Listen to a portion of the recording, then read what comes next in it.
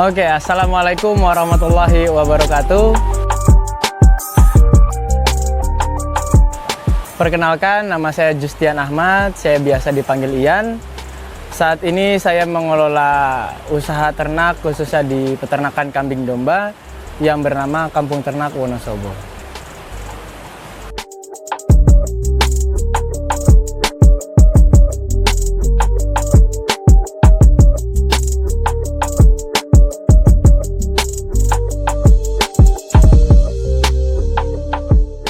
Saya mengelola usaha Kampung Ternak Wonosobo ini khususnya di bidang penggemukan domba.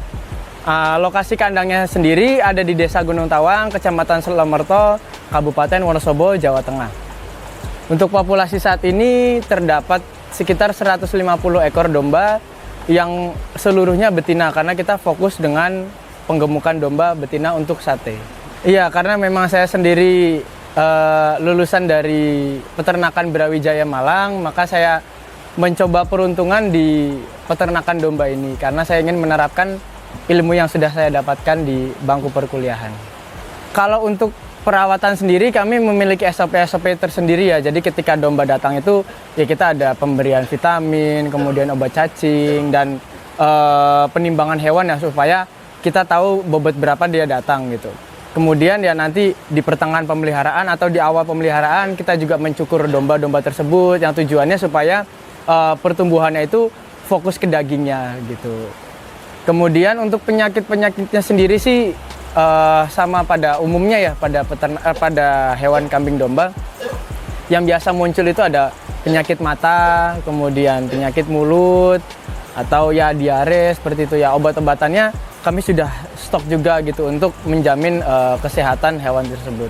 Jadi di penggemukan domba betina sendiri kita biasanya pemeliharaan itu selama 60 sampai maksimal 80 hari gitu. Nah, karena kita ada 2 baris kandang, jadi kita usahakan untuk merotasi itu setiap bulan panen. Walaupun misalnya panen per kotak per baris ini 2 bulan sekali, cuma kita rotasi supaya yang ini panen, kemudian bulan depan yang sini panen, bulan depan lagi sini panen gitu. Jadi perputarannya itu terus berjalan gitu karena untuk menutup biaya operasional. Karena latar belakang saya sudah belajar di peternakan, kemudian ketika lulus itu saya melihat gitu bahwa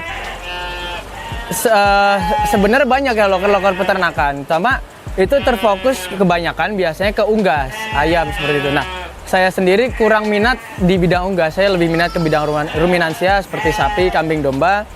Kemudian saya lihat lowongan pekerjaannya pun sepertinya tidak begitu banyak ya. Akhirnya saya memutuskan untuk mencoba peruntungan di peternakan domba. Karena ketika saya main-main gitu ke peternakan di Jogja dan di mana-mana, ternyata penggemukan domba ini cukup menjanjikan gitu. Selama masih ada tukang sate, sepertinya penggemukan domba akan selalu jalan gitu. Makanya saya coba peruntungan di penggemukan domba. Untuk modal yang sudah kami keluarkan itu ya karena populasi kita 150-an ekor ya ada di atas 100 juta lah itu ada gitu. Karena populasinya ya di atas 150 ekor. Kalau untuk kendala sendiri ya ini mungkin bisa jadi pembelajaran untuk teman-teman ya. Dulu kan saya mengira dengan kandang seperti ini sudah cukup untuk domba ya gitu, sudah cukup hangat. Cuma ternyata karena lokasi kandang kita yang berada di samping sungai langsung yang dimana tidak ada penahan angin atau tidak ada pohon, akhirnya angin itu kan langsung marah ke kita. Nah, ternyata walaupun sudah ditutupi oleh paranet ini, kondisinya masih cukup dingin untuk domba gitu. Akhirnya kami berinisiatif untuk melapisi kandang itu dengan plastik untuk tujuannya untuk supaya angin itu tidak langsung mengenai domba. Karena kita aja kalau malam-malam kedinginan gitu kan, domba pun sama kedinginan. Nah, ini mungkin juga bisa menjadi pembelajaran untuk teman-teman. Kemudian kendala lainnya itu ada di biasanya penyakit ya. Karena kita nggak pernah tahu gitu ketika domba datang kondisinya seperti apa gitu kan. Terutama jeroannya ya, maksudnya seperti paru-paru, jantung itu kan kita tidak bisa melihat kondisinya gitu. Hanya kita lihat fisiknya kelihatannya sehat tapi ternyata besok bisa mati, itu bisa saja terjadi gitu. Makanya ada SOP yang tadi kami terapkan.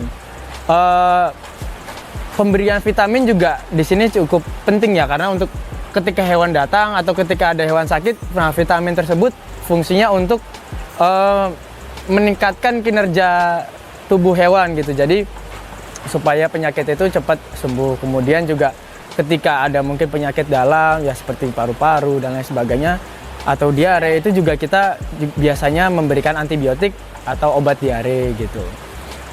Untuk penyakit mata kita biasa memberikan super tetra. Super tetra itu sebenarnya obat manusia ya, tapi dia antibiotik. Kemudian kami campur dengan air perasan jeruk nipis. Kemudian super tetra tersebut dicampur dengan jeruk nipis. Kemudian diteteskan atau disemprotkan ke mata domba. Itu insya Allah 1-2 kali pemberian sudah sembuh. Kemudian untuk penyakit mulut kita juga biasanya menggunakan obat-obat yang ada di toko hewan lah untuk mengobati penyakit mulut gitu. Kalau untuk promosi, karena sebenarnya kita bermitra dengan peternakan lain, jadi untuk hasil gemukan dari domba betina sebenarnya kita tidak terlalu sulit untuk menjual. Kita biasanya mempromosikan itu ketika Idul Kurban ya. Kita biasanya posting di sosial media atau dengan mulut ke mulut di orang-orang terdekat, di tetangga sekitar gitu. Jadi kita juga memiliki program itu biasanya kita namakan teman kurban, Mas. Nah, teman kurban itu ada singkatannya, tebar manfaat kurban. Yang itu nanti programnya itu jika ada misalnya customer dari luar Wonosobo, misalnya Jakarta, bahkan waktu itu pernah ada dari Medan, itu bisa kurban di kita. Nanti hewannya kita salurkan ke pondok pesantren terdekat atau bahkan masjid yang mungkin daerah pekurbannya masih sedikit gitu. Nah, itu kan saya rasa akan menjadi daya tarik ya, karena kita salurkan ke tempat yang membutuhkan gitu. Jadi saya rasa itu juga ada daya tariknya tersendiri buat calon pekurban begitu. Untuk variasi harga sebenarnya nggak banyak ya, karena gini, ketika bermain penggemukan domba itu kan harga sama ya, misalnya contoh harga sekian puluh ribu. Nah, mau domba segi bagaimanapun harganya akan segitu. Yang membedakan adalah bobotnya gitu kan. Ketika bobot sekian ya tinggal dikali per kilonya berapa gitu. Untuk harga domba betina sih itu seragam gitu. Yang dilihat adalah gemuk kurusnya. Tapi untuk ketika bermain kurban atau domba-domba jantan, nah itu biasanya kan ada harga pembeda gitu. Maksudnya harga jogrokan bukan kiloan. Nah, yang biasanya yang jadi pembeda itu adalah tanduk, kemudian posturnya semakin tinggi ya, semakin harganya bagus. Tanduknya ketika semakin melingkar dia harganya juga semakin bagus gitu. Jadi kira-kira itu sih, terutama tanduk ya. Kalau di daerah sini domba tanduk itu masih jadi primadona buat teman-teman yang ingin berkurban gitu, karena kelihatannya sangar gitu kan. Jadi makanya harganya juga jauh lebih tinggi lah ketimbang domba yang non tanduk.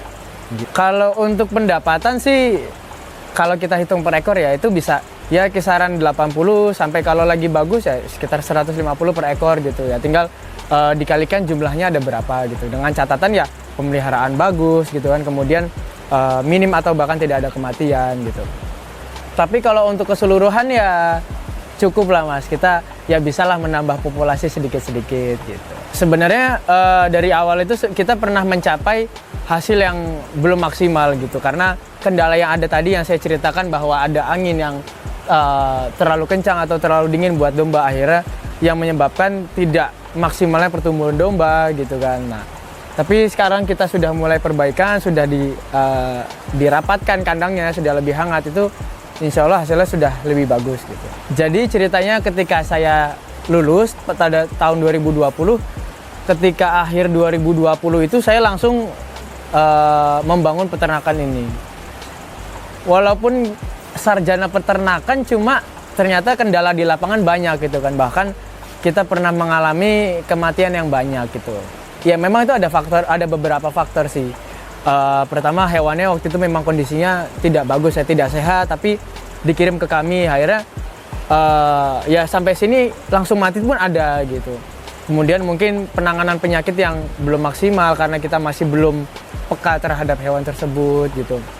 Dan banyak cerita lainnya yang dimana pernah gitu di titik wah stres, kepikiran kok mati terus itu ada. Cuma saya berpikir bahwa walaupun sarjana peternakan tapi kan saya masih baru gitu. Ternyata yang di lapangan itu banyak ilmu-ilmu yang belum saya dapat di kampus. Nah, berbekal dari situ saya menyadari bahwa wah saya harus terus belajar, saya tidak boleh berpuas diri dengan titel sarjana saya gitu.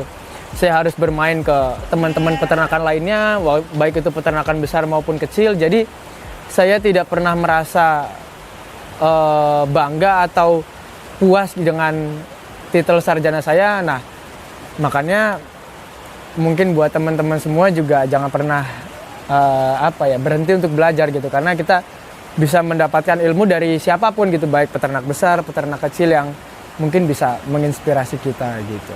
Ya pada akhirnya saya juga banyak belajar sih dari teman-teman sekitar sampai akhirnya bisa di titik ini.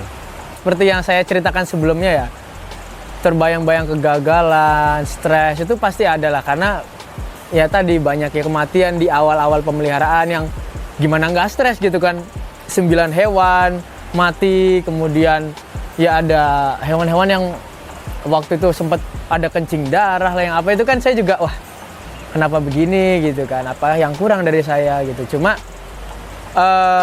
ya itu saya merasa wah tidak boleh berpuas diri, saya harus tetap belajar gitu supaya ya kedepannya saya bisa menangani nih penyakit-penyakit yang seperti ini gitu. Akhirnya ya sekarang alhamdulillah minim kematian lah, dan ya penyakit-penyakit pasti ada, cuma kita bisa tangani lah gitu. Untuk operasional di kandang kami memiliki 1 karyawan ya yang sangat bisa diandalkan. Jadi di kandang ini ada 1 karyawan, kemudian saya, jadi totalnya ada 2 orang. Jadi serunya di bidang ini tuh pertama ya kalau saya sendiri karena saya suka dengan hewan, jadi buat saya interaksi dengan hewan itu menyenangkan gitu, apalagi ketika nanti ada bonus misalnya dari breeding gitu, ada cempenya lahir punya anak, itu kan suatu kesenangan tersendiri loh. Wah, akhirnya kita bisa punya cempe yang lucu gitu kan, punya masih cempe gitu. Kemudian juga menurut saya ini sih proses belajar yang nggak pernah berhenti gitu, maksudnya saya sudah belajar di kampus, kemudian belajar dari teman-teman, cuma ternyata ya masih banyak gitu yang belum dipelajari juga gitu kan. Ketika bermain ke sini, oh ada ilmu lagi, bermain sini ada ilmu lagi. Jadi ya saya senang gitu ketika kita bisa sharing, bisa mendapatkan ilmu baru, motivasi baru, itu buat saya hal yang menyenangkan ya, berinteraksi dengan orang itu. Kalau untuk kendala sendiri mungkin ini ya biaya pakan yang terus meningkat Mas. Karena biasanya kan bahan-bahan yang berkualitas seperti SBM atau bungkel kedelai itu kan impor dari luar negeri. Kemudian jagung dan sebagainya harganya terus naik, akhirnya menyebabkan harga pakan yang terus meningkat gitu kan. Nah ini juga mungkin pembelajaran juga untuk teman-teman ya. Jadi ketika teman-teman ingin beternak, ingin membangun kandang, sebaiknya diperhitungkan matang-matang gitu, tujuannya untuk apa, fattening atau breeding atau bahkan hanya trading gitu. Karena posisi tempat makan, model tempat makan, model kandang itu kan juga berpengaruh gitu. Jadi kami juga pernah merombak kondisi kandang gitu. Dulu bukan seperti ini, akhirnya kami rombak supaya lebih efisien gitu. Nah, supaya teman-teman tidak perlu merombak kan itu sebaiknya dipikirkan sejak awal gitu, tujuannya untuk apa, modelnya mau seperti apa gitu kan, untuk keefisienan biaya dan tenaga kerja seperti itu. Kalau keuntungan maksimal ya tak bisa dipungkiri itu memang adanya di hari raya kurban gitu, karena memang ada yang bilang kan hari raya kurban adalah hari raya peternak gitu, karena memang harga itu meningkat gitu seiring dengan permintaan yang tinggi, kemudian stok hewan yang mungkin juga terbatas gitu kan, atau hanya nyarinya hewan-hewan kondisi tertentu, makanya harga kurban itu bisa meningkat gitu. Nah itu keuntungan tertinggi biasanya ada di situ sih. Kalau harapan pasti besar ya, di sisi lain kita masih ada lahan-lahan kosong gitu. Harapan saya pertama memperbesar kandang untuk penggemukan betina gitu. Saya juga tidak menutup kemungkinan untuk breeding atau mungkin nanti buka jasa akikoh, kemudian ya mungkin trading dan lain sebagainya, itu harus dimaksimalkan lah gitu. Cuma saat ini kita masih terfokus di penggemukan betina ya, karena memang untuk mempelajari ini mungkin kelihatannya gampang, tapi ternyata penerapannya itu tidak semudah itu gitu. Ya mungkin di channel-channel YouTube atau mungkin cerita-cerita orang, oh penggemukan itu mudah gitu, tapi nyatanya ya tidak semudah itu gitu. Coba aja silahkan dijalani gitu, karena ternyata banyak faktor-faktor yang mempengaruhi gitu. Jadi harus fokus dulu di sini. Ketika kita sudah mapan, sudah mantep, ya mungkin kita akan mencoba untuk ya memperlebar sayap ke lini lainnya gitu. Ya alhamdulillah untuk support keluarga saya disupport penuh ya, bahkan usaha ini pun ada karena kolaborasi antara keluarga saya dengan keluarga Om lah gitu. Jadi ini memang bukan usaha sendiri, ini usaha bersama. Hanya saja saya yang mengelola gitu. Untuk supportnya saya disupport penuh lah, saya dipercaya penuh untuk menangani ini. Jadi ya saya sangat bersyukur gitu, karena mungkin tidak semua orang bisa mempunyai kesempatan atau privilege seperti ini ya gitu. Tipu menipu di dunia ternak itu ada ya gitu ya. Saya adalah kejadian-kejadian seperti itu. Jadi pada intinya pembelajarannya adalah ketika ada barang, ada uang, kemudian kalau bisa mencari supplier atau kita beli hewan di orang itu, ya di orang yang terpercaya gitu kan, kita sudah yakin, sudah kenal. Karena banyak ya di grup-grup Facebook atau di grup-grup WA itu teman-teman lainnya yang terkena penipuan itu banyak gitu, kayak udah dikirim tapi ternyata alamatnya fiktif, akhirnya nggak dibayar dan lain sebagainya, atau mungkin udah transfer kok nggak dikirim-kirim. Jadi ya ini pembelajaran ya buat teman-teman supaya lebih hati-hati gitu, karena harga hewannya kan tidak mudah ya. Yang paling murah paling ya 1 juta. Kalau misalnya kuantitasnya banyak kan ya udah berapa juta gitu kan. Ya itu kan yang nominalnya tidak sedikit. Jadi berhati-hatilah teman-teman dalam bertransaksi, karena uang yang melayang itu kan sangat sia-sia ya gitu. Jadi hati-hatilah teman-teman. Untuk jumlahnya sih ada lah ya, tapi ya jutaan lah gitu. Ya intinya harus hati-hatilah teman-teman. Jangan sampai ya ketipu lah, atau mungkin kalaupun tidak ketipu, hati-hati juga dalam memilih supplier gitu. Misalnya kita beli hewan di orang gitu, pastikan hewannya itu sehat gitu. Maksudnya supplier ini kan kita juga harus hati-hati ya. Ada supplier yang bisa dipercaya, ada supplier yang ternyata kok ngirim barangnya jelek-jelek gitu. Jadi dipastikan dulu gitu bahwa suppliernya amanah gitu kan. Karena ketika hewan sakit kan itu akan jadi pikiran ya buat kita gitu, yang mungkin nanti akan menjadi mengganggu lah pikiran kita, yang di operasional itu juga nanti berdampak juga gitu. Jadi hati-hati memilih supplier, hati-hati memilih buyer, hati-hati dalam bertransaksi gitu. Pelajaran yang saya dapat ya selama beternak ini tuh banyak lah gitu. Cuma yang bisa saya sampaikan untuk teman-teman itu jangan pernah berhenti untuk belajar ya. Seperti yang sudah saya katakan sebelumnya gitu. Karena mungkin kita sudah merasa belajar begini-begini, tapi ketika kita berkunjung ke kandang lain itu kadang ada hal baru lagi yang mungkin bisa kita terapkan gitu. Yang penting jangan pernah menutup diri, jangan pernah merasa puas, jangan pernah merasa paling bisa gitu. Karena ilmu ini kan terus berkembang ya, zaman terus berkembang, inovasi-inovasi selalu ada gitu. Jangan kita menutup diri dari segala informasi gitu. Kemudian juga ya ada pepatah yang bilang gitu kan, bahwa pelaut hebat tidak akan lahir dari laut yang damai gitu. Jadi ketika ada hambatan atau ada kendala di jalan, jangan pernah patah semangat gitu.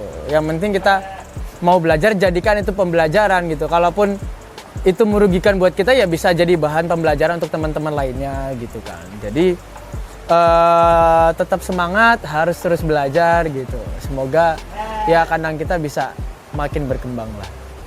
Ya mungkin itu yang bisa saya sampaikan ya, kurang lebihnya saya mohon maaf. Jika ada yang bermanfaat silahkan diambil, jika ada kurangnya mohon dimaafkan. Jangan lupa like, komen, dan subscribe. Kalau untungan kalau untungan cukup nggak? Ya bisa. Ya enggak juga, itu uang keluarga itu. Oh, bukan ya? Bukan.